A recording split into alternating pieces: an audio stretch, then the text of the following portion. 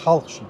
Енді халық үшін болса ар жағында тыйсамадыңыздар ма? Биыл ол біз толық жасай алмайбыз. Неге десеңіз, облыс тарапынан хабарласады, облыс тарапы айтты, апрельде біз ол көшені толығымен средний ремонт жасаймыз деген бізге жолдама келді.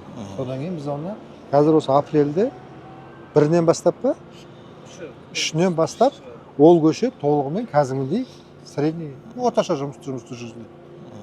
Сәуір айында. Сәуір айында, осы апрель, сәуір айында соны күтеміз, бірақ біз өз тарапымыздан, конечно, бізді бақылауға аламыз. Неге десеңіз, біздің ауданның территориясымен өткеннен кейін бізге ол жолдың жөндеуі, жақсы жөндеуі біз үшін үлкен міндет. Неге десең, біз қазір халыққа айта бермейміз, ол бізге қарамайды, ол облыстың жолы, біз ол біздің шатағымыз жоқ деп айтуға біз міндетті емеспіз.